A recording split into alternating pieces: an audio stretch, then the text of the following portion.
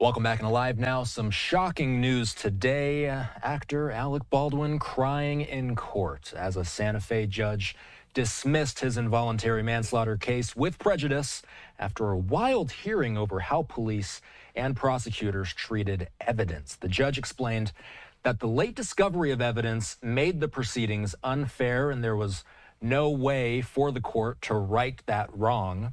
But why did this happen, and where does Alec Baldwin go from here? Thankfully, we have the perfect person standing by. She hardly needs any introduction. Emily Baker is a former deputy district attorney and the internet's go-to legal analyst. Emily, happy Friday. Thanks for coming on. Happy Friday. Good to see you. You know, at what point did we know that the prosecution's case was at DEFCON 1? At which point were they in crisis mode? It was interesting because early on today, it seemed like this was another attempt for the defense to get this case dismissed. And they've done that so many times in this round of the prosecution. And this is the second time they've gone after prosecuting Baldwin, the original prosecution being dismissed and then refiled. So they've been at this for quite a while, and they had a very tough day in court yesterday. So I thought this was another attempt, and we will see where it goes. But after the lunch break today, it was very clear that the judge was very unhappy about this discovery that was not turned over and wanted to know from the lead investigator exactly what happened. At that point, it was very clear that the judge was looking at this very seriously. And then as we got into witnesses after the lunch break, it became abundantly clear before Carrie Morrissey took the stand that the prosecution's case was in trouble. But early in the morning, the prosecutor said, I didn't need to file a written response to this defense motion to dismiss, and seemed to treat it lightly. And even then, the court said, I was surprised you did not file a written motion, and seemed surprised that it wasn't taken more seriously. So there were no major indicators about this before today? Yesterday, the defense filed this motion and it came up briefly, but it was really unclear from the witness yesterday under cross-examination about whether the defense had any heads up on this, whether it was a supplemental report under the Rust case number or a different case number. It was unclear. It became much more clear this morning.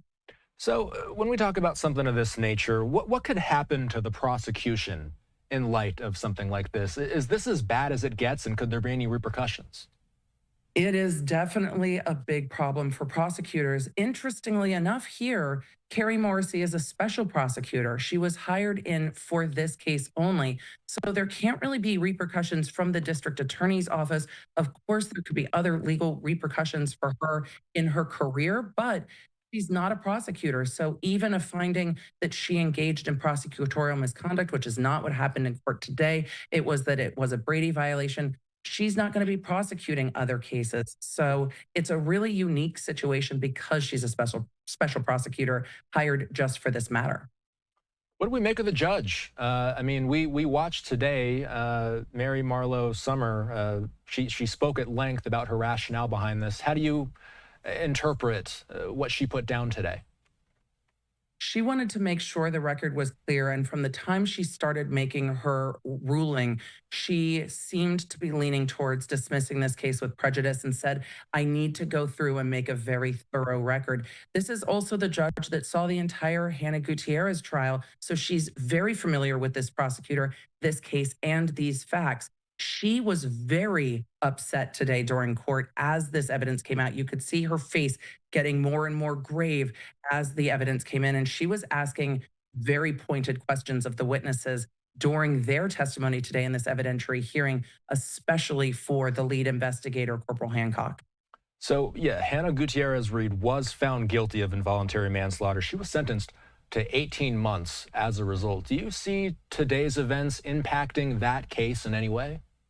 Her attorney is absolutely going to make motions based on what happened in court today. The difference here is the witness that came forward and the evidence that was given to law enforcement that is the problem here is evidence that was presented to Hannah Gutierrez's defense attorney first. So he said, I don't want these rounds. I interviewed that witness and decided not to call that witness in the defense's case during Hannah's trial. So the defense was very familiar with this witness because it was a defense witness in Hannah's case. So it is a much different situation than in Baldwin's case because this witness came to prosecutors attention because of Hannah Gutierrez's lawyer, Bowles, and because he's close friends with Hannah Gutierrez's father, Thel Reed. Where does Baldwin go from here? Is he done with this thing? Does he not have to think about this ever again, or is there more? He's done with the criminal cases here. He can't be retried. Double jeopardy would apply. The prosecution can't appeal. This is as final as it gets, this dismissal with prejudice. But there are still so many civil cases pending, and there is quite a lot of civil litigation left to go for Alec Baldwin individually, and then for Alec Baldwin in his role as a producer. And some of that will come under different types of potential business liability and potential indemnification from his production company and what have you. But there are still lawsuits suing him personally for what happened on the set of Rust. So those aren't all resolved yet. But that is much different than looking at 18 months, especially after Hannah was sentenced to the maximum potential sentence in this case with no prior record. I'm sure he had to be nervous in court today. Emily, how often do we see prosecutors being brought up to the witness stand to explain themselves away? That's pretty rare, is it not? Absolutely rare. I don't know if I've ever seen a case where we've seen prosecutors in the middle of trial choose to take the stand, and the judge almost seemed to strongly indicate that this was not necessary. I think at that point, the judge had already made up her mind after questioning Corporal Hancock, the lead investigator in the case. And then the prosecutor chose to take the stand and be cross examined by the defense attorney who she's had months of contentious hearings with. I've never seen anything like it. Definitely not in a case that's been this high profile and this televised and streamed. And that's when we found out that the other prosecutor walked out and quit in the middle of the hearing today. I've never seen anything like it. Were you surprised that the prosecutor ended up walking out of court afterwards? Yeah, of course, there's a huge a scrum of reporters out there. They were yelling questions at Baldwin himself when he was walking out. He did not take the bait. He didn't answer questions, but she did. Were you surprised? I'm not surprised that Baldwin didn't answer questions because we know from press releases that he has, it seems, cameras rolling for a reality television show. So I'm sure Baldwin is keeping his thoughts for that opportunity. But I was very surprised that after what happened today in court, which was a finding, this was a sanction against the prosecution, finding that they and law enforcement withheld information, violating their Brady obligations and getting the case dismissed. I'm very surprised that she spoke to reporters. But through this entire day, Carrie Morrissey was composed, was trying to explain how she saw this, that she respects the court's ruling, but she sees this evidence differently. The court disagreed, and there's nothing Carrie Morrissey can do about that now. And I was very surprised she spoke to reporters. And I wonder if we will hear more from her in the coming days about how she saw this or not, because she'll go back into her practice as a defense attorney after this. How do we approach the idea of the live rounds being on set at this point? Has there been any clarity? How were they on set? I know it was discussed. What did we learn during this trial specifically?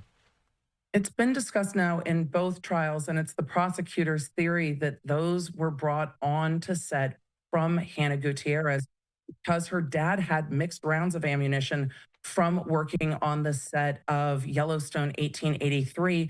And on that set, they had done some live training with weapons, some firearms training that they called in court today cowboy camp. And they did that training with live round firing. And then somehow rounds and dummy rounds and blank rounds got maybe commingled and went to Thel Reed and then maybe ended up with Hannah. But it was her job to check them. The defense really bit back at that today when it was insinuated in court that those live rounds came from Hannah Gutierrez on set. But that has been the prosecution's theory, that somehow those rounds came from Hannah's father and then to her and then on to the set. But that's going to open up some more questions now that we have these other rounds that were turned over to law enforcement at the end of Hannah's trial.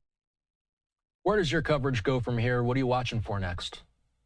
I'm still looking at the Karen Reed trial. There is still lots going on in Massachusetts, even though that ended with a hung jury. And then the Corey Richins case out of Utah, the attorneys just changed over, but that should be coming around for preliminary hearing. And there is no shortage of cases that are going to be streamed. And of course, I'm still waiting to see what the final outcome is in the Young Thug case with everything going on with that judge and prosecutors having a closed door hearing with a witness who was offered immunity. So there is no shortage of things going on in court, that's for sure.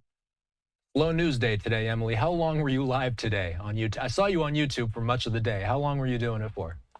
We were #1 on live trending all day on YouTube because it really is incredible to be able to watch these trials with a chat of 40,000 people talking about it. I was live for 9 hours today. Took a brief lunch break, but not very much of one because we just didn't know what was going to happen. The court was on the record, then off the record, then they didn't put anything on the record, then they left court, then they came back. It was a very dynamic and interesting day in court. It seemed probably to the observer of court very unorganized, but it was very much lawyers thinking on their feet today, and the defense, of course, having a very good day thinking on their feet. And you could absolutely see it in court today as this hearing progressed. All right, we can now mark it at roughly 9 hours and 10 minutes, 15 minutes or so after this interview. Emily, thank you. Take care. Have a good weekend. Thank you.